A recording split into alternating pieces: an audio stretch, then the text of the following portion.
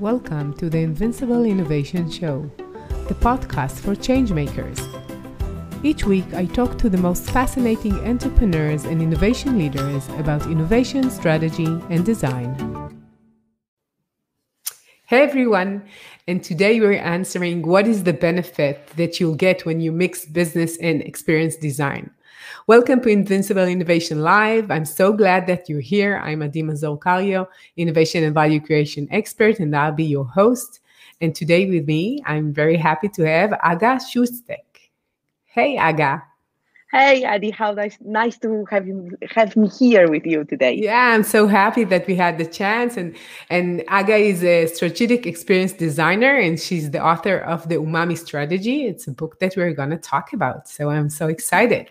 And something which is very important, that Aga has a birthday today. So it's really double celebration, I would say. So I'm so happy that you're with me in this very special day. So we're live on LinkedIn, YouTube, and Facebook, and you're much invited to join the discussion and ask questions. And now we can start. So tell us about the book, the Umamy Strategy. So actually, I have it here with me. And the book is a result of something that I've experienced when I started working with business. I spent many years working with industrial research and with academia. And then we moved to Poland, and basically I realized that there wasn't much space for academic research in Poland on experience design. So, like a little bit, not entirely by my choice, I ended up working with companies, with business. And I came and I started talking about the value of design and value of experiences. And I could see a lot of people from business being actually quite enthusiastic and drawn into what I was talking about. But then we kind of always hit this bump, which basically meant they said, like, okay, like, we love what you are talking about, but we don't know how to implement it as part of our strategic approach in business. Like how do we add this thing that you're talking about into the EBITDA and the gross growth and whatever other moving from theory to practical exactly options. But also, but not even like on the operational level they were able to do this, because of course you just run projects. But like, how do you communicate it to your executive board? How do you communicate it to your stakeholders? Like all these things. And of course, at first I was kind of going like, okay, like this is not my job to figure that part out, right? Like I'm a designer, I'm just creating all this stuff. But then at some point I kind of thought like, maybe this is my job to actually do that. And that's how the idea of the book was born. The book is written with the intention of being read by business people to get them some framework and some toolkit to help them bring this experiential thinking into their business. Of course, it serves designers as well, obviously, because they get the toolkit that they can use with the business. Sure. But the idea was to really not write a book for designers about design, but for business people about design. So that was the difference. So what is the main thing that business people have to know about experience design as you see it? So there are like few things. So one major thing is that you cannot measure the impact of experience design directly through money. It's an indirect impact. It doesn't mean that it's not measurable, but it's an indirect impact.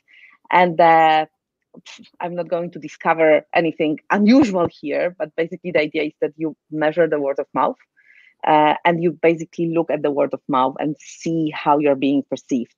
And again, a lot of people can say that there is this measure, which is the Net Promoter Score, that actually does that. The problem with the Net Promoter Score and the measures around that kind of way of measuring experiences basically mean that you don't know what you measure really. Like, you've got the one big measure that kind of measures it all, like, one ring to rule them all. But what does it really measure? You really don't know. So basically the whole idea is that you have to figure out what are the things that you want to differentiate yourself by. So you should have a vision that's experiential. You should have some differentiators that basically tell you, okay, like I'm going to be like this and not like that. And then you look at the word of mouth, at stories that people are sharing about your brand, your products, your solutions, your services, and see, okay, like, are these things that we think we are differentiating ourselves by are really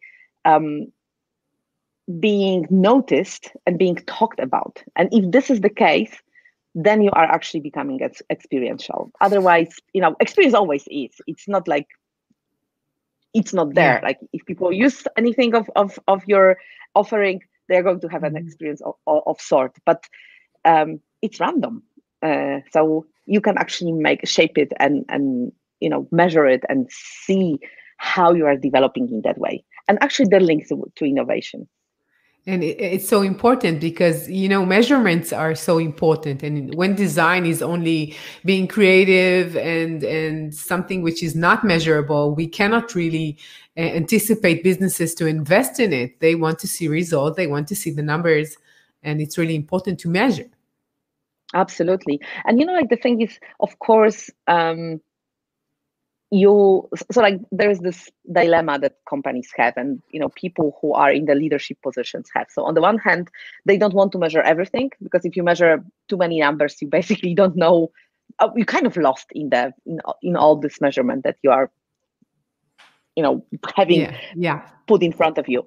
So they often go for a one number. It's like this kind of thing that you hear from a lot of management boards discussions like this, like, okay, we want to have one number, NPS. That's why it's so good, because it's just one number. But the problem is that when you get that one number, what the hell does that mean? What can you do with it? It's just one number that you cannot really know how to get improvement and how to be better and how to grow from it. So, absolutely. And and the thing is that what I'm always saying, like, it doesn't necessarily mean that I'm advocating not to have one number. You can have one number as a aggregation of a number of factors that you are measuring, and you can see the fluctuation of that one number, but you have to understand what constitutes that number. So you need to understand, okay, like, if I want to be perceived as efficient and cute and magical, or like, whatever other thing that you are thinking, or exciting, you have to know that these things are actually being part of your one number, and that's not necessarily happening today. Yeah. So why do you think that thinking about experience is so important for strategic innovation? Yeah. So, like, if you look at businesses today, technology, we all have, right? Like, it's, of course, you can try to differentiate on technology, but technologies are really good right now. So there isn't much chance that you are going to have a major breakthrough. And again, we will have breakthroughs. I think quantum computing, things like this, they are going to be breakthroughs. But if you think about a bank, an insurance company, a production company, that's not very likely that they are going to have a major technological breakthrough that's going to impact their clients. They might have a lot of things that help them be more efficient, that helps them to be better organized, and so on and so forth. But the clients are not going to experience that as much. So basically, what is left that makes you be perceived as different from your competition? Experience. So if you think about not being perceived, I call it after Professor Young Maymoon, who wrote a really good book called Different. She calls this phenomenon heterogeneously homogeneous. So basically, you're kind of different, but you're really the same as everybody else. And when you think about a lot of companies out there, they are heterogeneously homogeneous. There is a very interesting report that gets published every year by a company called Havas, which is called the Brand Differentiation Report. And basically what they say there is that if 80% of companies or brands disappear today, nobody would care. And of course, I'm not talking about bankruptcy. I'm not telling that, like, like, you kind of lose the money there. But if you think about all the fusions and migrations of companies one into the other, do we care? We don't. we only care when we get this emotional connection with a brand, and we are sorry to let it go, or like let it see being taken by another company. So basically, the idea is that you, if you want to be in this 20%, and I hope that this number will grow over time, of course, because it would be awesome. You need to look for a unique experience that your clients, your customers are going to remember, and therefore remember you. And when you're talking about the experience, you're talking in general, any product, any service. It doesn't have to be digital. It doesn't have to be when you go into a store. It's anything that I experienced from this specific company or brand. That's what you mean. Yeah, exactly. So actually, there is like I think that the definition of what experience is not very precise yet. You know, that the discipline itself is growing, and of course it's gonna be becoming more understood by a lot of people. The thing is that for me, experience is the memory of something that happened, and this memory can be good, can be bad, or you may not have a memory at all. And the whole thing is that whatever happens leads to that to that memory, and this is the experience that creates the memory of a kind. And then if you think about it, it's actually quite connected with the way we function as people. So basically, our brains, they create expectations. So like if you are entering anything, any interaction with any product or a solution or a service or whatever, you have expectations. And this is basically a way for our brain to figure out how much energy this interaction is going to cost us. I'm sorry. My phone started ringing. Apologies, it's switched off. So basically, the thing is that our brain is trying to figure out the amount of energy that this interaction is going to cost them. So if something promises to be pleasurable, it doesn't cost us much energy. If something is not very pleasant, of course, we need more energy because we have to brace ourselves for that battle or whatever. So basically, when you think about this expectation, you kind of have a picture. And our brain is not really good at imagining all this stuff. But we have that picture. And now, if whatever happens fits with that picture, we already have this pattern in our head. So why would we remember that? There's no point. Like, we already have an archetypical visit to a bank that fits with that visit. So who cares? And our brain doesn't want to be overwhelmed because it has job we want shortcuts. Already. We don't want to imagine everything again and again and to learn new things. And if we can do a shortcut and not learn it, it's better for us. Exactly. So basically, from the very chemical reaction of our body, what happens in the situation is that we either get a little bit of like little shot of dopamine, so we feel happy, okay, it's okay, or we get a little bit of adrenaline if something went slightly wrong. But it's just a tiny punishment or tiny priced tiny award. So now when things go wrong, we get a huge rush of adrenaline. And this is our sign that we don't want to have those experiences in the future. So our brain learns, okay, avoid that brand at all costs because they are not really helping us with energy management. But then if you get an experience that is positive and just goes beyond what you've expected, you get a rush of dopamine or oxytocin or all those happiness, serotonin, all those happiness hormones. And the brain learns, hey, I want to repeat that one because, it gave me, it was positive. It didn't cost me energy. I'm happy to go there again. So the idea is that on this very chemical level, we, as brands, we want to, or like you want to get people to have this just positive feeling of award. Yeah. And what you're saying that if you will not be different enough, you will not get any reaction and therefore nobody will remember you or care if you go. Exactly. Which is like most brands, I don't think they think that much about what's going on within their clients. And, when we get so much number, we talked about data and measurements. When we get so much numbers, it's like, it's you cannot really understand what does that mean. And if you don't understand your users really, how can you create something that they will be excited about, right? Yeah. Right. I totally understand. So how can companies grow in challenging times like we have right now? Mm-hmm. This time is really unprecedented, and I see two extremes happening with my clients, and I can imagine that it can be something that's a bigger pattern than just happening around me.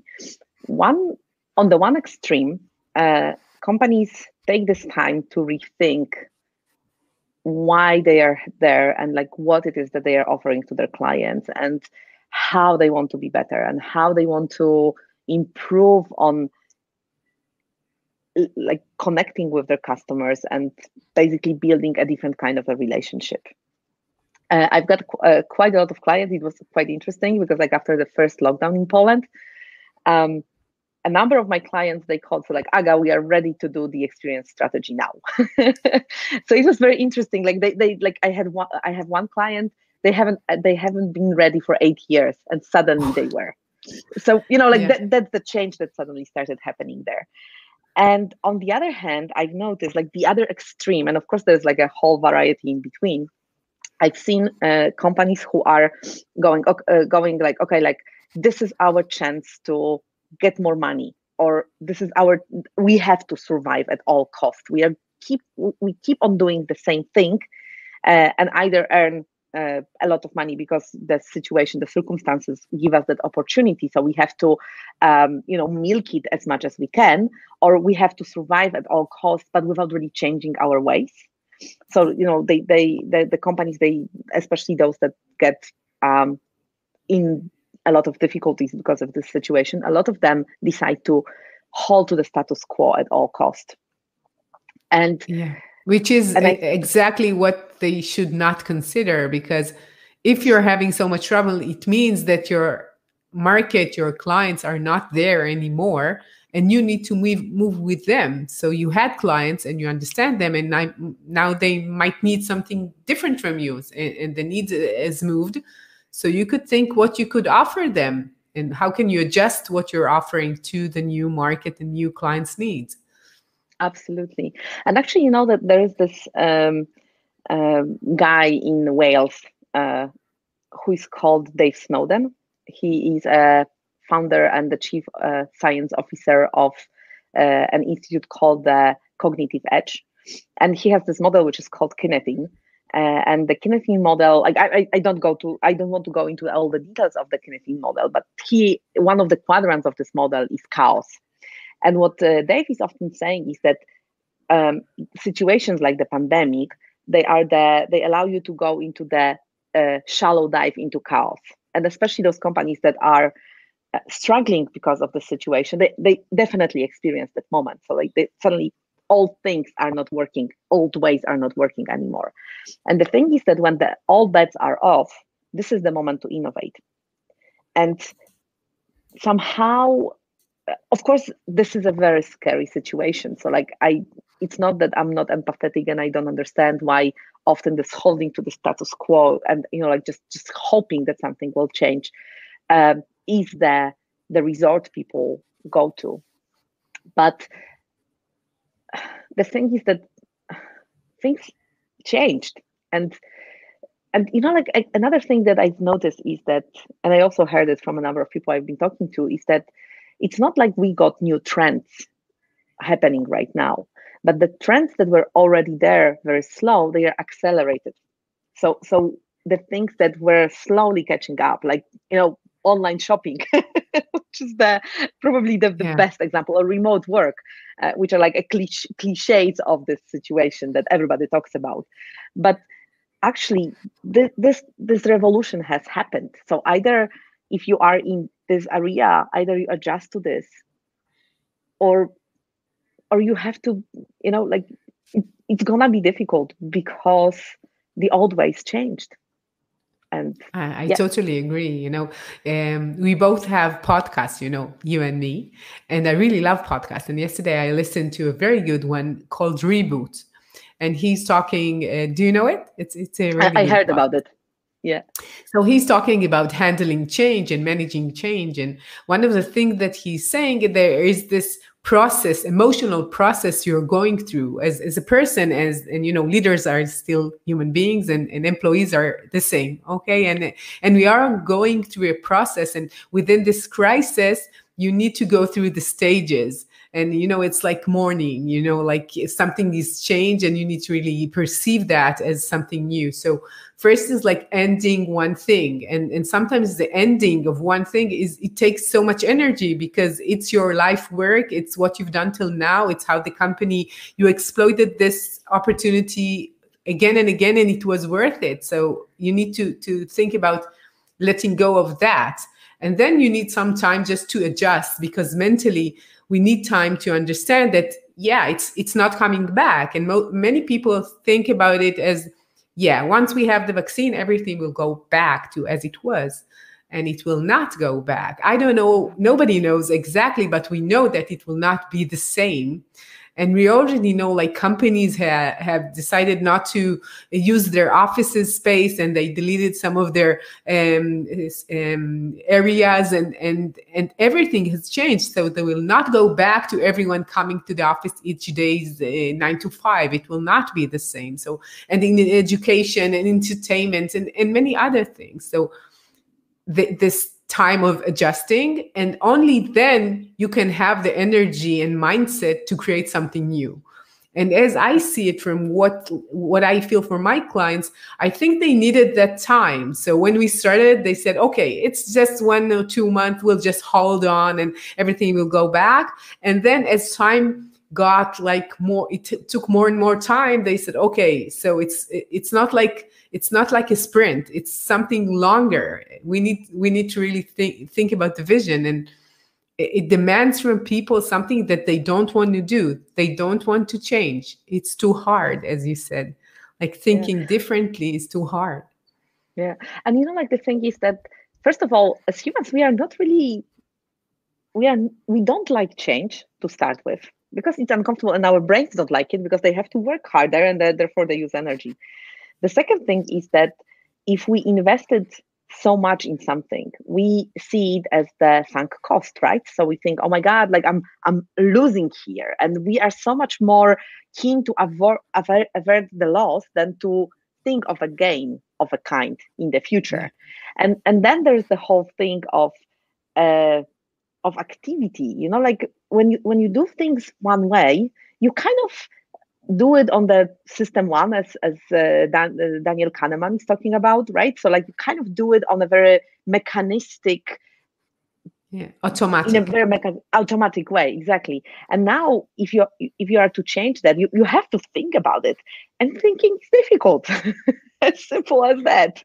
Especially when the change is so huge. It's not only in your career, in your role, in your company. It's also in your private life. How you handle, like, you're always in your house, and everything from the private life is going to your to where you work, and vice versa. And you have the kids at home, and everything is changing. And you're worried about your grandparents or parents, and it's all together. So sometimes it's overwhelming for people. So I totally understand what companies are going through, and I understand why it's hard for them to have the surge of energy that creativity and innovation demands. You cannot do innovation when you're fearful. Yeah. The thing is, that a lot of companies, they go for action. So they want to do things. And the problem with action is that it doesn't, like, when you keep on doing things, keep on acting, you don't have the space for reflection. And if you don't have the space for reflection, you cannot figure out a new way of doing things. So in a way, I've seen this happening with a lot of companies around me, that they say, like, oh my God, like we have to do something. I said, like, no, just stop for a second and think and consider what are the options, what are the new possibilities in this situation, and only then act. Because the problem is that if you keep on doing things, a high chance is that you will keep on repeating the same way of acting over and over and over again. And it was Einstein, I think, who said that it's insanity to think that you do something in the same way and then you expect different results, right? Or at least it's apocryphal to him. So in a way, I think that sometimes what is such a difficult thing, but it's the necessary thing, is to just stop and think and say, okay, like, we are willing to go for these experiments and try out these things, maybe not on a huge scale, not on a scale of all of our business, but like, we can start doing these kind of things and see how people react to it, see how the market reacts to it, and only then you will find a new way. And in a way, like, when people talk about change, they often think about it as this huge things that happens. But if you think about your own life, change doesn't happen in this one big thing. Sometimes it happens when it's a huge change, like, I don't know, you move to another country and there is this, everything is different. But typically change happens in small steps over time.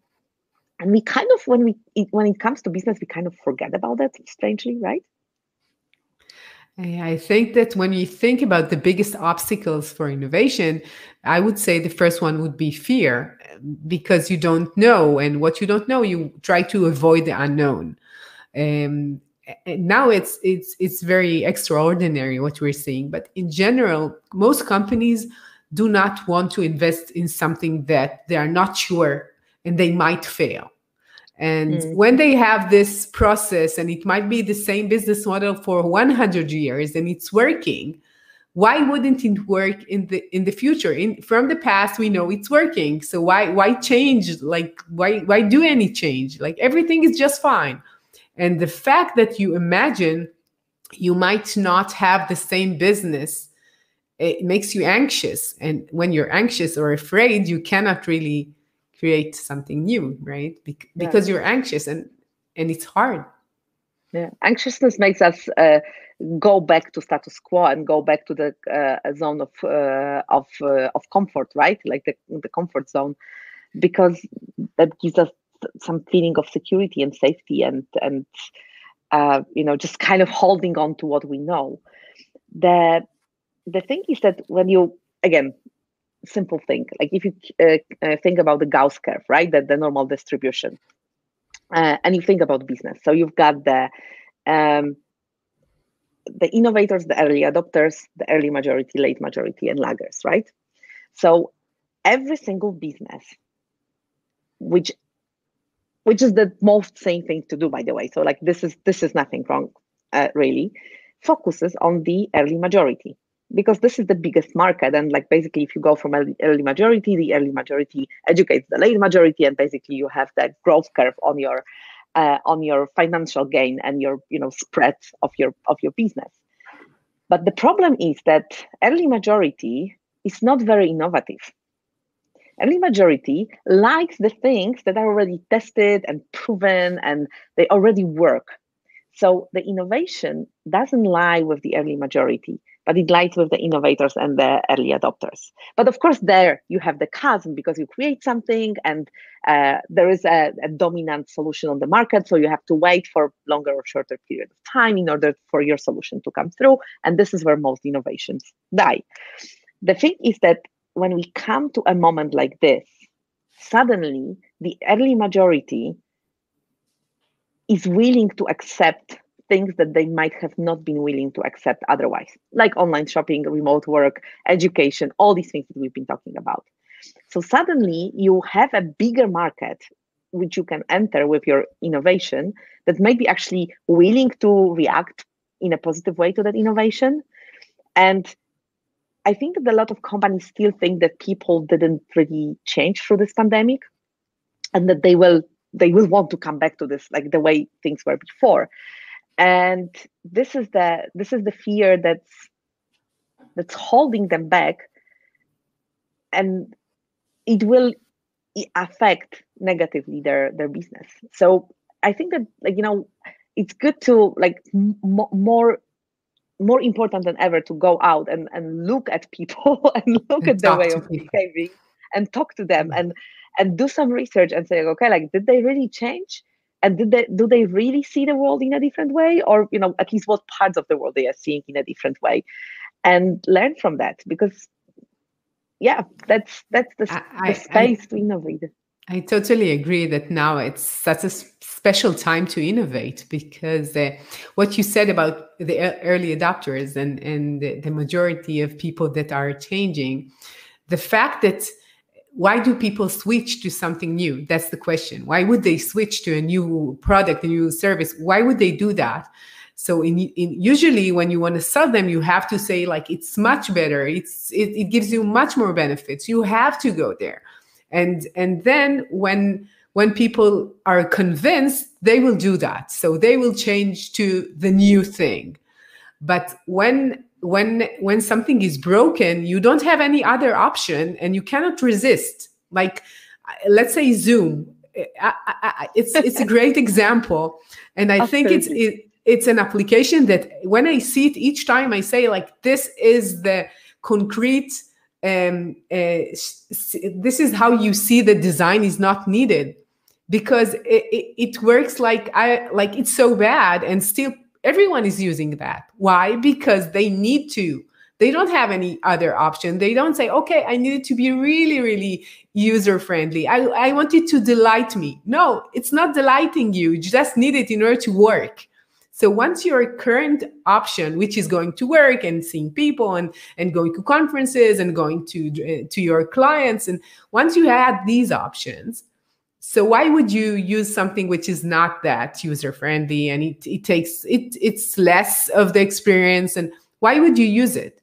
But once it's broken, you cannot resist change, actually. And this is a major example, but it happens in everything. And even like we can take sectors of industries and see what's going on there. And just imagine what's going to be with conferences, what's going to be with education, what's going to be with entertainment, all the entertainment world, what would happen there? I think it's really exciting, although you could be anxious and excited in the same time, right? Absolutely. Yeah.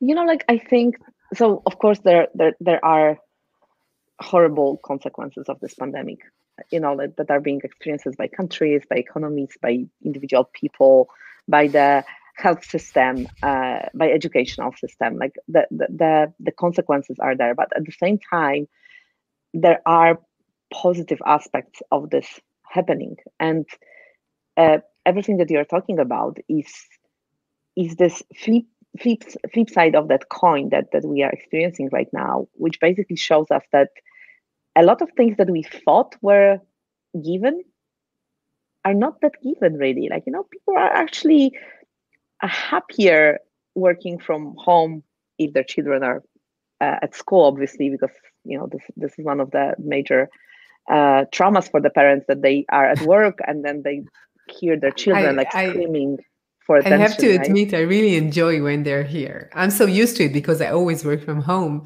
and I really enjoy the fact that they're around, and it's so much more energy in the house, and I really love it. If they would have cleaned after themselves, other than that, we're done. Roomba is a really good aid to that part. You're right. Maybe it grew. Maybe the Roomba market is like now happy. I know. Yeah. For us, it was like, actually, that was one of the first things that we bought when the pandemic started, because I was thinking like, oh my God, like when we are at home all the time, of course it's gonna get dirty, and I just don't want to spend time cleaning every other day. I'm sure that they had growth, and I think like 2 or 3 months ago I saw all the products there that grew exponentially with the change, and one of the things is like a bread maker, like you could break bread at home for breakfast. It's like you cannot imagine what are the things that you could. What are the businesses that could grow from it? And it's just the beginning. So could you tell us about a use case from one of your clients and how Experience Strategy helped them? Mm-hmm. Of course, the most relevant would be something that happened recently, but unfortunately, because these things are in development, I am not allowed to talk about them okay, yet. You can give another example. that you're proud but of and it's substantial. yeah, so actually, I would like to come back to what we were talking about at the beginning, which is the metrics, because I think that this is a very interesting example. I could talk about design examples, which are like innovations in products and services and so on. But I was thinking that actually, to show the power of this experience might be interesting to talk about the case where the application of the metrics happened and changed the business significantly. So basically, I've been working with a bank, and the bank was using Net Promoter Score as their metrics for customer experience. And they were, of course, they were measuring the different touch points, and one of the touch points was the branches. So, like, the where the consultants were, and people were coming and asking for advice, signing their mortgages and stuff like this. So they were measuring the performance of these branches, and by cities, by regions, like all of this kind of sort of zooming in, zooming out exercise of understanding how good this experience was. And they 1 year they got results that span between 92 and 96 out of 100. So first of all, it was surprisingly high, and then you go like, what does that mean? Suspiciously high, I would say. Right? Yeah. But then the second question is like, are you supposed to punish those who got 92 and award those who got 96? Like, is it a fair assessment really of what they are doing? And there is a number of factors why this happened, like why these numbers were that high and why the spread was so low. And I don't want to go into this. But basically what happened, they called me and they said like, hey, come over and help us with this situation. So I said, okay, like, how do you define your experience? And they were looking at me like, what do you mean? And I said, okay, like, how about we think about the different aspects that you want to differentiate by, and like, let's measure those aspects as those ingredients of your measure of customer experience. So we came up with 6. 3 were pragmatic, so they were like more about like, how efficient you are, how knowledgeable you are, how reliable you are, these kind of things. And 3 were emotional, which was like about empathy and being very humane and being surprising, and like all those things that kind of are the things that create this memory, this dopamine rush in our brains. Because like when you think about it, you have to have the solid ground, like you have to have the basics that work in order to build the experience. If your basics don't work, whatever experience you offer, it's not gonna work. So like it's not like it's one or the other. You have to have both all the time. Right. Anyway, so basically what they did, we came up with this metrics. They made the definition of it. They created some way of measuring this, and they said, okay, like we are going to run a pilot. We are not ready to give up NPS. And I was also saying like, don't give it up. It's an interesting benchmarking tool. So like, like you can keep it. And typically what happens when you are a consultant, you kind of go away and then you never hear from the client again, right? I like know. That's you don't know the end yeah. of the story, other than Exactly. like very exceptional cases and a very nice client that will come back to you and say, yeah. So that was exactly the case. So basically, a year later, I got a call from one of the ladies I was working with, and she told me, Aga, we ran this pilot for a year. We were doing like quarterly checks on all the branches, and suddenly what we realized is that although the customers, they perceive the experience overall quite high, so like they like it, we could see that these people were like super empathetic, but they were not very knowledgeable. Or these people were really knowledgeable, but they lacked in like, like kind of being a little bit more surprising or unusual in their way of acting. They were like kind of robots sitting there.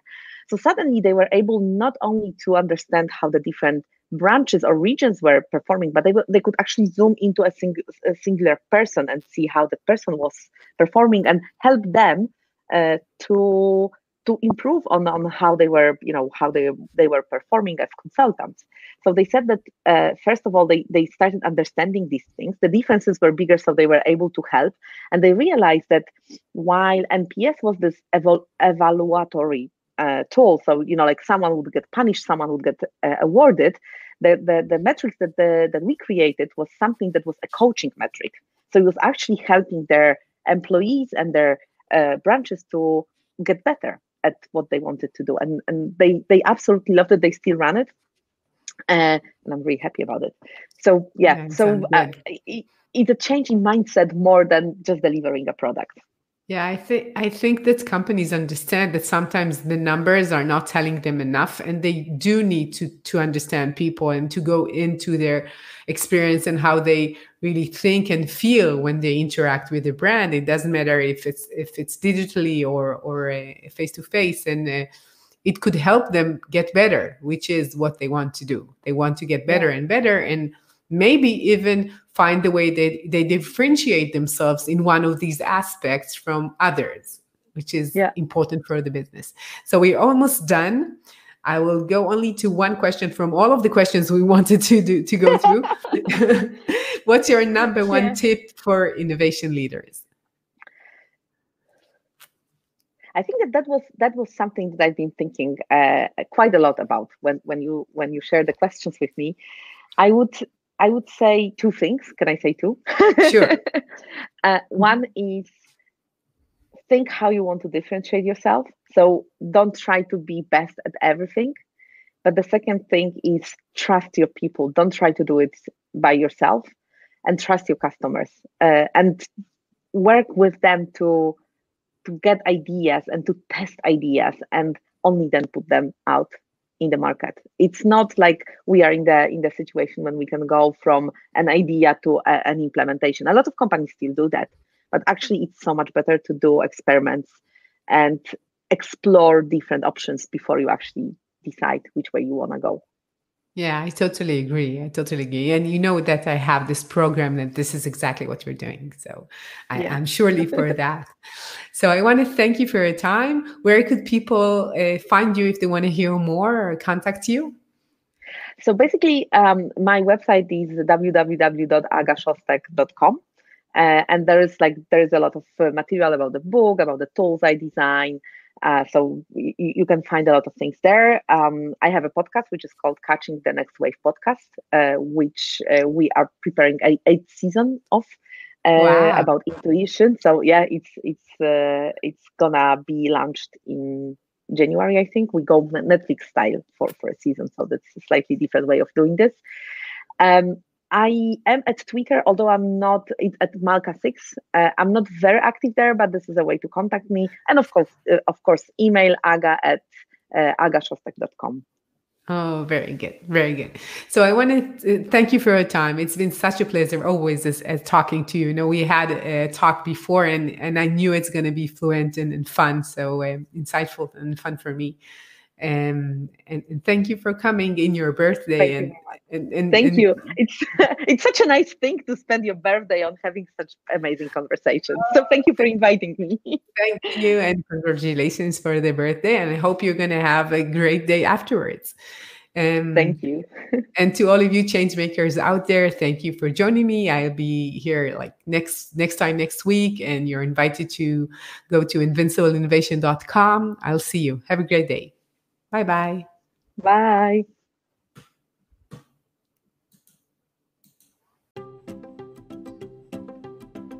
I'm Mazor Kario, and you've been listening to the Invincible Innovation Podcast.